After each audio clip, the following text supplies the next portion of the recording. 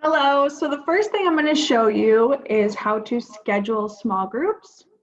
And I have myself logged in on my cell phone also, just so I can screen share and some other options were available rather than me being alone. So I'm going to share my screen. So for small groups first, I have myself and my staff, the related service that work in my room, using their personal meeting ID for small groups. So this just kept it organized so that each child didn't have a bunch of different links that they had to find during the week or that their parents had to find and keep track of. So this is my schedule, Monday through Friday.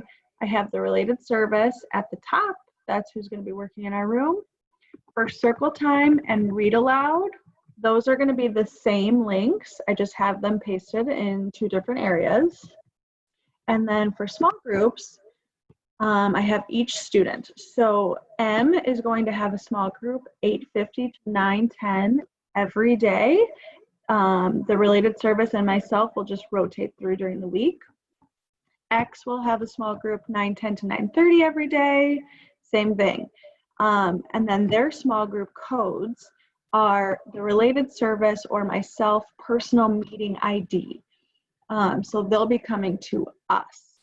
This just keeps the same. It's a different code for each related service, but it keeps everything organized because as we were practicing, we found out that if I make Joyce a co-host, she can't be in a meeting at the same time. So it was getting a little confusing because if I'm meeting with M at 8:50, but I'm a co-host for another meeting in another classroom at 8:50, then the meetings cancel out. So you can't be in two places at the same time on Zoom. So it was just easier to use the personal meeting ID. And to get to that, you're going to be in Settings, under Profile.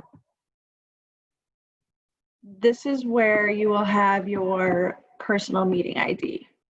And if you click Show, it'll show the whole code, and that's where you can copy and paste it. For breakout rooms, this is not going to be automatically enabled, so you have to go to your settings, which is over here. And then it's going to be under Meetings Advanced. So you click on that, or you can just scroll all the way down. And then this is automatically going to be disabled. So you have to click on this to make it slide over. And then now you'll have the option of breakout rooms within your Zoom. If you want other people to be able to do it, you would click on this.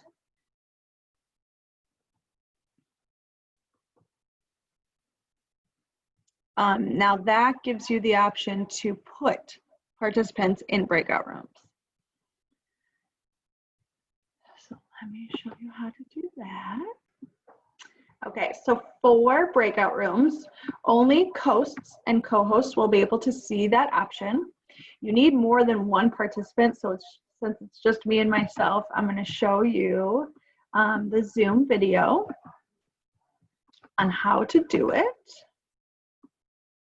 So when you're in the meeting and you scroll around, breakout rooms will show at the bottom, just like it does where you have your screen share, your participants, mute, video, and all the other different options during the meeting.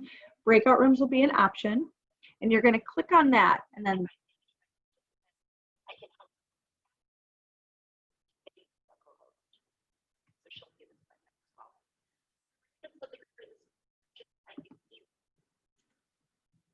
that reminds me,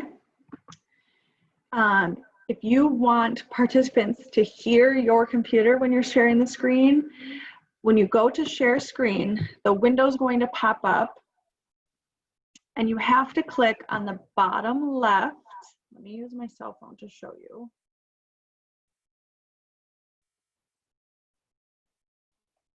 You have to click on the bottom left, share computer sound.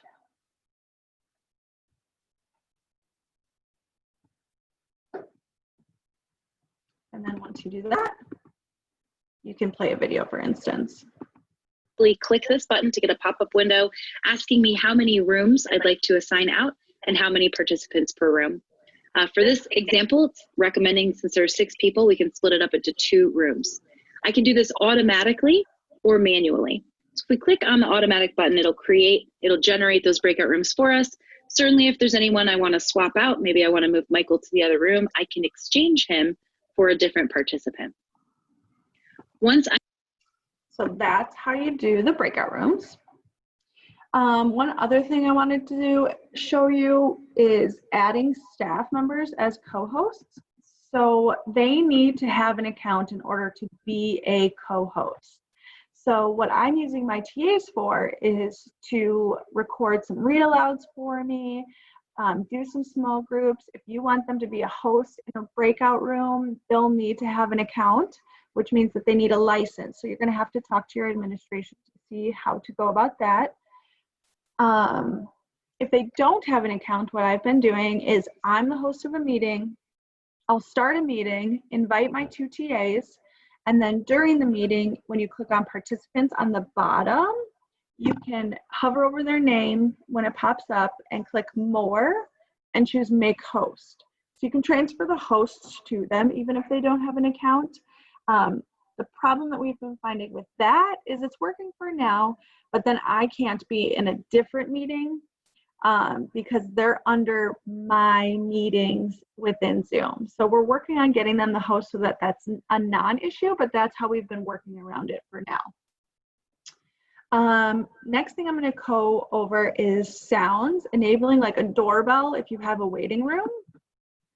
So I'll share my screen again. And then this is going to be under settings as well. So you go under settings and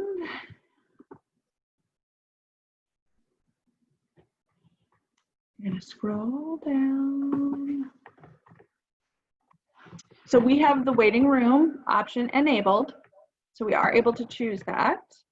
And that one's nice just because you can also chat with the waiting room. So if you have parents and they're waiting and you know it's going to be a couple minutes, you can just send a chat to them really fast that you're finishing up another meeting and you'll be right with them. Sometimes I've found that if they're in there for a long time, they think that we've forgotten them or something like that. So just acknowledging that they're there is nice. And then it's going to be right here, the sound notification when someone joins or leaves. So I have it marked. So it's going to be disabled. So you have to click on it to enable it. And I have it to play a sound for me, the host, and co-hosts only. So that way everybody doesn't have to hear the ding when somebody joins or is in the waiting room.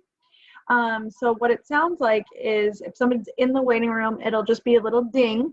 And then you also get the notification that somebody's on there.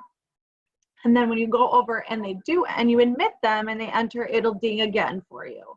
But this I kind of use just as like a doorbell to know, just so to remind myself to keep checking the waiting room. Next thing for screen sharing is one tip is just to have all the screens and the tabs open that you're going to want to share before you start your meeting.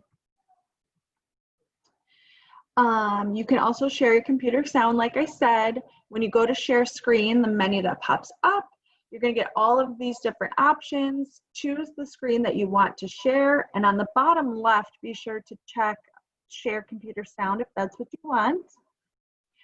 For annotations, so markings during screen sharing, it'll be a little menu while you're screen sharing. If you move your mouse, it'll pop up.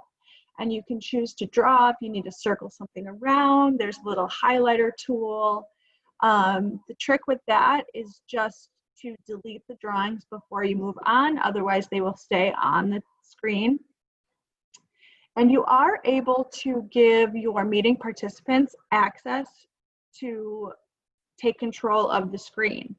I haven't tried it with the boom cards yet, but I am going to, and I'll let you know later. But when you're in screen share, there should be an option. If you scroll up under remote control, down will be pass control, and that will pass the control to one of your participants, whoever you choose on. I think you can only choose one participant at a time, but they'll be able to then draw and take control of the screen. So I'm going to check to make sure that it is working with Boom Cards, but I know if you're in a Google Slides or if you have a presentation, they are able to mark up, and then you can take control back from them just by going back to the remote control and clicking revoke control, and that will give you the control back. I'm going to play around with Zoom to see if there's any other things that I'm missing or that might be useful for you, but those are just some tips for right now.